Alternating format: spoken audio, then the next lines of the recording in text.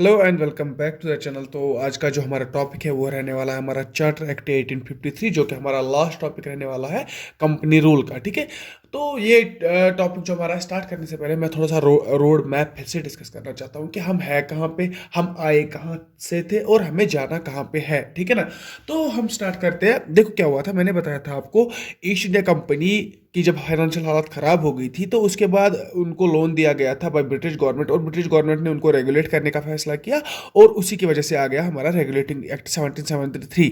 और उसके बाद रेगुलेटिंग एक्ट के कुछ ड्रॉबैक्स थे और वो ड्रॉबैक्स किसने पूरे किए, हमारे इंडिया सेटलमेंट एक्ट 1781 और पिट्स इंडिया एक्ट 1784 हो गए ये दो एक्ट।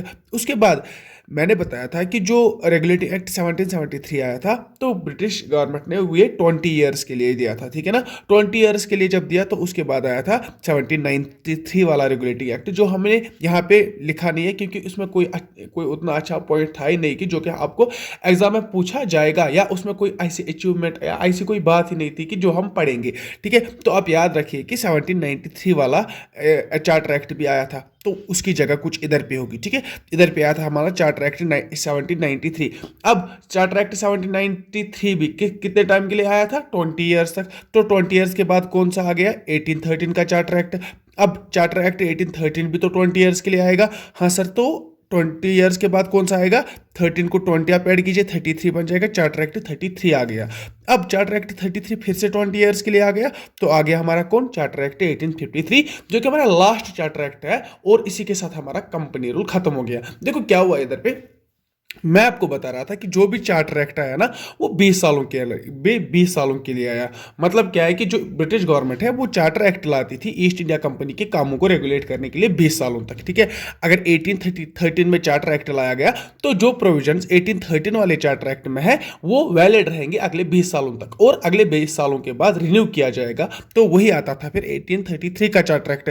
जब 20 सालों के बाद ये रिन्यू हो गया तो आया 1853 का चार्टर एक्ट। अब अगर और 20 सालों के बाद आता तो उसके बाद 70 चार्टर एक्ट 1873 आता। लेकिन क्या हुआ कि 1853 तक ही चार्टर एक्ट आ गए, और उसके बाद क्या हुआ कि जब चार्टर एक्ट 1853 आ गया, इसमें नहीं बताया गया था कि ये 20 सालों के लिए है। ठीक है, इसमें कोई टाइम लिमिट नहीं बताया गया था, जिस तरह इनमें लिखा गया था कि 20 सालों तक के लिए चार्टर एक्ट लाया जाएगा, लाइक 1813 के लिए भी, 1833 के लिए भी। लेकिन चार्टर एक्ट 1853 जो है हमारा है, उसमें ये नहीं लिखा गया था कि ये 20 सालों के लिए है, ये 10 सालों के लिए है, या कितने सालों के लिए है।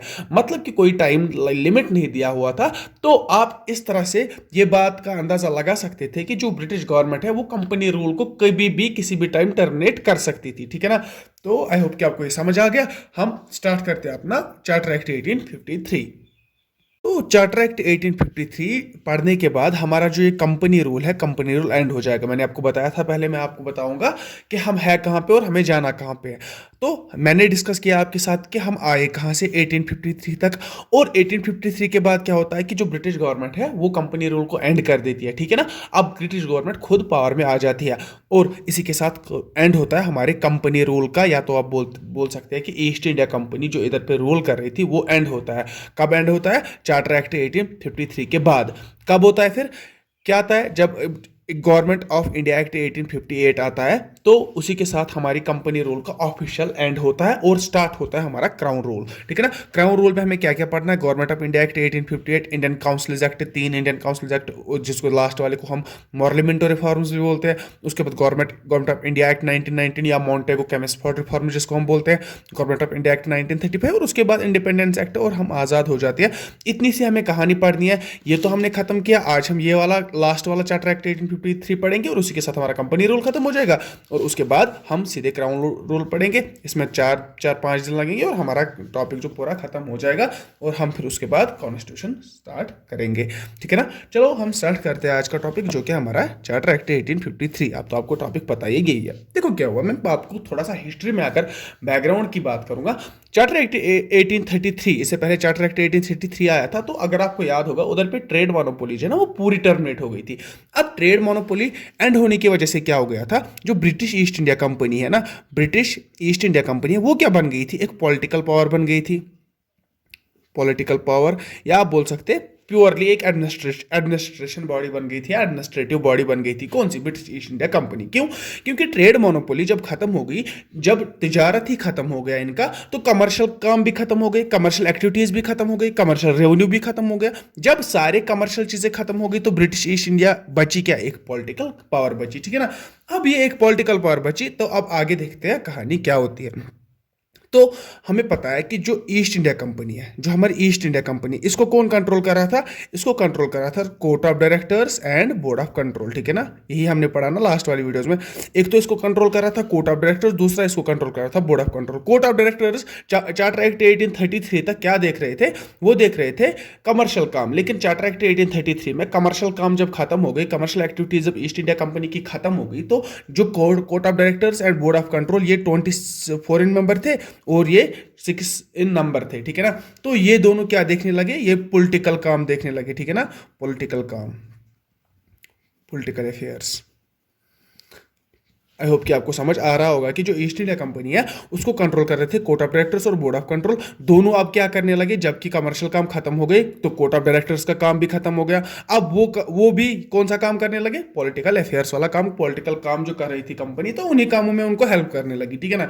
लेकिन इधर पे क्या हुआ? इधर पे एक मेजर चेंज हो गया। जो 1853 वाला चार्टर एक्ट है, इधर पे एक चेंज ये हो गया कि जो कोर्ट ऑफ डायरेक्टर्स है ना, उनकी जो काउंट है 24 था, अब ये घट गया, ठीक है ना। 24 से घट गया, कितना घट गया? 18 हो गया, ठीक है ना। ये चेंज हो गया 18, मतलब कोर्ट ऑफ डायरेक्टर्स की संख्या या उनकी नंबर्स अब 18 रहेंगे, ठीक है ना। और उसमें से भी जो 18 है, इसमें से 6 नॉमिनेट किया जाएगा बाय ब्रिटिश गवर्नमेंट, ठीक है। 6 विल बी नॉमिनेटेड बाय कौन? ब्रिटिश गवर्नमेंट, ठीक है ना। अब आगे, अब क्या हुआ? देखो क्या क्या जरूरत पड़ी इसकी, कि ये सब करने की क्या जरूरत पड़ी, पहले हमें ये पता होना चाहिए। देखो क्या हुआ, जब 1833 और 1833 से चलते हुए जब 1853 20 साल हो गए, तो तब तक क्या हुआ था कि बहुत सारे और प्रोविंसेस ऐड हो गए थे ना पोजेशंस में। जो ब्रिटिश ईस्ट इंडिया कंपनी के पोजेशंस थे, उधर और भी प्रोविंसेस ऐड हो गए थे। लाइक अब सिंध ऐड हो गया था, पंजाब ऐड हो गया था। और आपको पता होगा कि डॉक्ट्रिन ऑफ लैप्स चल रहा था। Doctrine of lapse, doctrine of lapse क्या है? ये लॉर्ड डलहौजी ने लाया था। कि ये देखो, मैं आपको थोड़ा सा बताऊंगा डॉक्ट्रिन ऑफ लैप्स में, कि देखो क्या होता था कि जब इन दैट टाइम्स हिस्ट्री की अगर मैं बात करूंगा, जब एक राजा होता था, राजा के बाद राजा बनेगा, ठीक है ना। राजा के बाद राजा का बेटा राजा बनेगा, आई एम सॉरी। तो ये पुराने जमाने में चलता था कि अगर राजा है, राजा जब मरेगा उसका बेटा फिर राजा बनेगा, यही तो चलता आ रहा था ना। लेकिन डॉक्ट्रिन ऑफ लैप्स जो है ना, जो कि हमारे लॉर्ड डलहौजी साहब ने लाया था, वो बता रहे थे कि अगर राजा है, राजा मर गया, अगर ये राजा का कोई बेटा नहीं है, तो राजा का बेटा राजा नहीं बनेगा, ब्रिटिश ईस्ट इंडिया कंपनी राजा बनेगा, ठीक है ना।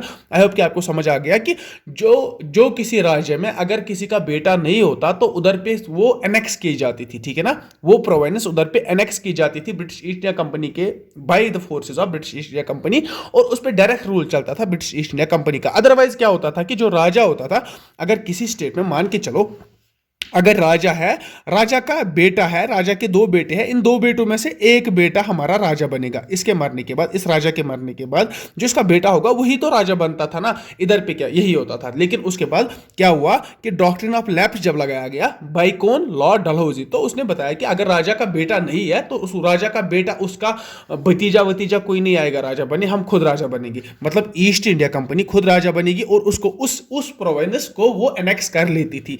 यही इसी का मतलब डॉक्ट्रिन ऑफ लैप्स। तो अब डॉक्ट्रिन ऑफ लैप्स लगा के क्या हुआ था कि बहुत सारे प्रोविंसेस ऐड हो गए थे, ठीक है ना। जो ब्रिटिश पोजीशंस इन इंडिया थी ना, ब्रिटिश पोजीशंस इन इंडिया थी, ब्रिटिश पोजीशन जो इंडिया में थी, उसमें बहुत सारी ऐड हो गई थी। और जैसे मैंने बताया, नाम लिया मैंने सिंध एंड पंजाब का, तो ये सारी प्रोविंसेस ऐड हो गई थी। अब ये सारी प्रोविंसेस जब ऐड हो गई थी, तो इन पे भी तो रोल करना था ना, इन पे भी तो गवर्न करने थे ना, इन पे भी तो, ठीक है ना। एडमिनिस्ट्रेट तो ये भी करनी थी। तो इसके लिए क्या किया गया, जो हमारे, मैंने आपको बताया कोर्ट ऑफ डायरेक्टर्स है जो कि 18 है, उनमें से 6 नॉमिनेट किए गए थे और इनको पावर दिया गया था। किनको? कोर्ट ऑफ डायरेक्टर्स को पावर दिया गया था कि ये किसी भी प्रेसिडेंसी को ऐड कर सकते हैं, या जैसे कि हमारा आर्टिकल 1 है। अगर आपको आर्टिकल 1 ऑफ इंडिया पता होगा कि आर्टिकल 1 में ही पहले हम बोलते हैं ना कि हम किसी भी जो भी कंट्री है, ये ना आर्टिकल 1 to 4 आई गेस, जितना मुझे याद है 1 to 4 यही पॉइंट्स लिखे हैं कि अगर इंडिया स्टेट्स अल्टर कर सकती है। स्टेट्स अल्टर मतलब क्या है कि अगर अगर मैं जम्मू कश्मीर में रहता हूँ, अगर अगर मैं जम्मू कश्मीर में रहता हूँ, कल को मैं अगर यहाँ पे और एक कोई प्रोविंस ऐड करता हूँ, एनेक्स करता हूँ, यहाँ पे जंग करता हूँ और ये जीता हूँ, मैं ये प्रोविंस ऐड कर सकता हूँ। इसकी वजह से मेरा जे का मैप भी चेंज हो सकता है। ये सारी चीज़ें आर्टिकल 1 में दी हुई है। तो वही आर्टिकल 1 इनको पावर दिया गया था कि इनको कोर्ट ऑफ डायरेक्टर्स को, कि आप किसी भी स्टेट को ऐड कर सकते हो अपने प्रोविंस में, आप किसी भी स्टेट की बाउंड्री को चेंज कर सकते हो। ये सारी ताकत किसको दिए गए थे, ये सारे पावर्स किसको दिए थे, कोर्ट ऑफ डायरेक्टर्स। और आपको ये बात याद रखनी है कि 18 वो नंबर उनकी कम हो गई थी, 18 हो गई थी, और उन 18 में से 6 नॉमिनेट किए जाते थे। तो आई होप कि आपको पहला पॉइंट अच्छे से समझ आ गया होगा, ठीक है। तो हम बढ़ते हैं अपने दूसरे पॉइंट की तरफ। दूसरा पॉइंट क्या है हमारा, दूसरा पॉइंट है हमारा, मैं इधर पे लिखूंगा, अगर कोई नोट बना रहा है तो यहां पे मैं लिखूंगा separate governor for Bengal presidency, Bengal presidency, ठीक है ना। बंगाल प्रेसिडेंसी के लिए सेपरेट गवर्नर अपॉइंट किया जाए, ये किया गया, ये 1853 का चार्टर एक्ट 1853 का दूसरा प्रोविजन मैं आपको बता रहा हूँ। अब इस प्रोविजन में क्या बता रहा हूँ मैं कि देखो क्या हुआ था, अर्लियर अगर मैं बात करूंगा, गवर्नर जनरल ऑफ बंगाल था, गवर्नर जनरल ऑफ मद्रास था, गवर्नर जनरल ऑफ बॉम्बे था, यही था ना। गवर्नर जनरल ऑफ, मैं इस तरह बताऊं, गवर्नर जनरल ऑफ मद्रास, ये मद्रास एम लिख के चलो, ये यहाँ पे बंगाल, ये यहाँ पे बॉम्बे, ठीक है ना। ये गवर्नर जनरल हुआ करते थे। उसके बाद क्या हुआ कि इसको बनाया गया गवर्नर जनरल, और उसके बाद क्या हुआ कि इसको बनाया गया गवर्नर जनरल ऑफ इंडिया। अब बंगाल पे कौन मतलब एडमिनिस्टर कर रहा है? अब बंगाल का गवर्नर, जब गवर्नर जनरल ऑफ बंगाल बन गया, उसके बाद governor general of Bengal governor general of India बन गया। अगर आपको पिछले वीडियोस पता है तो सीक्वेंस यही है। तो अब बंगाल पे कौन एडमिनिस्टर कर रहा है? तो बंगाल पे यही governor general of India administer कर रहा था, लेकिन ऐसा मतलब ठीक नहीं रहता था, मतलब वो प्रॉपरली एडमिनिस्टर नहीं कर पाता, एज उसके पास बहुत सारे काम थे, एज उसके पास लॉ मेकिंग काम भी थे। किसके पास? गवर्नर जनरल ऑफ इंडिया के पास। अब वो सेपरेटली ये ना बंगाल की प्रेसिडेंसी जो थी उस पर रूल नहीं कर, उतना अच्छे से रूल नहीं कर पाता था। तो बंगाल के लोग जो है उन्होंने वो डिमांड कर रहे थे कि हमारे लिए एक अलग गवर्नर लाओ, हमारे लिए अलग गवर्नर लाओ। तो वही डिमांड के फुलफिल करने के लिए ब्रिटिश गवर्नमेंट ने क्या किया कि सेपरेट गवर्नर अपॉइंट किया फॉर बंगाल प्रेसिडेंसी। तो अब क्या हुआ कि बंगाल जिस तरह पहले हुआ करता था चार्टर एक्ट 1813 में, अगर आपको याद होगा, मद्रास के लिए एक गवर्नर, बंगाल के लिए एक गवर्नर, और हमारे बॉम्बे प्रेसिडेंसी के लिए एक गवर्नर। लेकिन इधर पे इस चार्टर एक्ट 1853 में क्या है कि ये तीनों रिपोर्ट किसको कर रहे थे? गवर्नर जनरल ऑफ इंडिया, ठीक है ना। ये तीनों रिपोर्ट कर रहे थे गवर्नर जनरल ऑफ इंडिया को। ये बात आपको समझ लेनी है। और तीसरा पॉइंट आप इधर ही लिखिए। तीसरा पॉइंट मैं बता रहा हूँ। तीसरा पॉइंट इस तरह हो गया कि जो देखो इंडियंस है ना, तीसरा पॉइंट इस तरह हो गया कि इन जो सिविल सर्विसेज है ना, देखो सिविल सर्विसेज क्या है, यूपीएससी एग्जाम्स वगैरह, इनको हम सिविल सर्विसेज बोलते हैं, ठीक है ना। जो हायर पोस्ट्स है ना ये सिविल सर्विसेज में, हायर पोस्ट्स मतलब आप किसी के, हम कभी कहीं बोलते हैं डायरेक्टर ऑफ दिस डिपार्टमेंट, ठीक है ना। इस तरह के जो पोस्ट्स हैं उनको हम बोलते हैं कोवेनेटेड सिविल सर्विसेज। तो कोवेनेटेड सिविल सर्विसेज में इंडियंस को भी अलाउ किया गया। क्या किया गया? अलाउ किया गया। अब किस तरह अलाउ किया गया? देखो कोवेनेटेड सिविल सर्विसेज है ना, लाइक यूपीएससी है, लाइक बाकी पीसीज एग्जाम्स होते हैं। तो कोवेनेटेड का मतलब मैंने आपको बताया, हायर पोस्ट्स के लिए सिविल सर्विसेज एग्जाम्स इंट्रोड्यूस किए गए। इससे पहले क्या होता था कि जो सिविल सर्वेंट्स होते थे ना कंट्री में, जो सिविल सर्वेंट्स होते थे उनको अपॉइंट करता था ब्रिटिश गवर्नमेंट, ठीक है ना। ब्रिटिश गवर्नमेंट अपॉइंट करता था सिविल सर्वेंट्स को। लेकिन अब क्या हुआ, 1853 हम पढ़ रहे हैं, 1853 चार्टर एक्ट में क्या हुआ कि जो सिविल सर्विसेज है इनको फिलअप करने के लिए, इन सीट्स को फिलअप करने के लिए ब्रिटिश गवर्नमेंट ने एक एग्जाम इंट्रोड्यूस किया, कोवेनेटेड एंड अनकोवेनेटेड दोनों के लिए, ठीक है ना। अब हम इधर पे कोवेनेटेड की बात क्यों कर रहे हैं? क्योंकि अनकोवेनेटेड सिविल सर्विसेज में इंडियंस पहले थे, वो पहले से ही थे, ठीक है ना। अनकोवेनेटेड मतलब लोअर सिविल सर्विस पोस्ट, ठीक है ना। उधर पे पहले इंडियंस थे, तभी मैं बात कर रहा हूं इधर पे कोवेनेटेड सिविल सर्विसेज में इंडियंस को अलाउ किया गया। अलाउ क्या किया गया? एक एग्जाम रखा गया, जो एग्जाम क्वालिफाई करेगा वो एंटर हो जाएगा, irrespective of his nation, whether वो ब्रिटिश का है वेदर वो इंडियन का है। तो मतलब इंडियंस भी अलाउ थे सिविल सर्विसेज एग्जाम देने के लिए। तो कौन से एग्जाम्स? कोवेनेटेड सिविल सर्विसेज में इंडियंस की भी एंट्रेंस पॉसिबल थी। किसके बाद? चार्टर एक्ट 1853 के बाद। और तो अब हम बात करेंगे about the last but most important point of this charter act 1853, ठीक है ना। चार्टर एक्ट 1853 हम पढ़ रहे हैं, तो लास्ट वाला पॉइंट मैं बताऊंगा। मतलब आप आंखें खोल के आप देखिएगा, क्योंकि ये पॉइंट थोड़ा सा एक ड्राई पॉइंट है, तो आपको समझना ज़रूरी भी है, एग्जाम पॉइंट ऑफ व्यू से बहुत ज़रूरी पॉइंट है ये, ठीक है ना। इस पॉइंट का नाम मैं दूंगा, अगर मैं नाम लिखना चाहूँगा मैं बताऊंगा कि local representation was local representation was allowed, ठीक है। या मैं लिखूंगा, हाँ भाई बस यही नाम दूंगा, ठीक है। देखो क्या हुआ, local representation was allowed, REPRESENTATION, ठीक है ना। लोकल रिप्रेजेंटेशन वाज अलाउड, कहाँ लोकल रिप्रेजेंटेशन अलाउ कहाँ की गई थी? लॉ मेकिंग में। लॉ मेकिंग में देखो, आराम से समझना, लॉ मेकिंग में लोकल्स को इंक्लूड किया गया, यही मेरे बोलने का मतलब है। किस तरह इंक्लूड किया गया वो हम समझेंगे। देखो, अगर मैं बात करूं अभी तक जो हमारी, देखो क्या होता है, मैं पहले एक जनरल एग्जांपल दूंगा। एक तो एक बॉडी होती है लेजिस्लेटिव बॉडी, लेजिस्लेटिव बॉडी, और दूसरी बॉडी होती है हमारी एग्जीक्यूटिव बॉडी, ठीक है ना। अब लेजिस्लेटिव बॉडी क्या होती है और एग्जीक्यूटिव बॉडी क्या होती है? लेजिस्लेटिव बॉडी मतलब लॉ मेकिंग बॉडी, जो कि एक कंट्री में लॉ बनाएंगे, ठीक है ना। पार्लियामेंट एग्जाम्पल, लॉ जो बनाएगा उसको हम बोलेंगे लेजिस्लेटिव बॉडी। और उस लॉ को बनने के बाद एग्जीक्यूट कौन करता है? Executive body. एग्जीक्यूट मतलब अप्लाई कौन करता है? लाइक पुलिस हमारे कंट्री में है, वो एग्जीक्यूट करती है हमारी लॉज, ठीक है ना। लॉ जो बनाएगा उसको बोलेंगे लेजिस्लेटिव बॉडी, और जो लॉ एग्जीक्यूट करेगा उसको हम बोलेंगे एग्जीक्यूटिव बॉडी, ठीक है ना। आई होप आपको डिफरेंस समझ आ गई होगी। अब मैं आपको बताऊंगा कि जो लॉ मेकिंग है, लॉ मेकिंग में अलाउ किस तरह किया गया था, इंडियंस को अलाउ किस तरह किया। लोकल्स मतलब इंडियंस है ना, लोकल्स से मुराद Indians. Indians were allowed in the law making, ठीक है ना। अब किस तरह किया गया, इसके लिए हमें थोड़ा सा हिस्ट्री में जाना पड़ेगा। अगर हम थोड़ा सा बैक जाएंगे, हम देखेंगे कि जो गवर्नर जनरल ऑफ इंडिया है, उसके साथ हुआ करते थे 4 मेंबर्स। इस तरह मैं अगर लिखूं, 4 मेंबर्स हुआ करते थे गवर्नर जनरल के साथ, और एक कमांडर इन चीफ हुआ करता था। कमांडर इन चीफ, ये कमांडर इन चीफ कब आया था? ये आया था 1833 के बाद, ठीक है ना।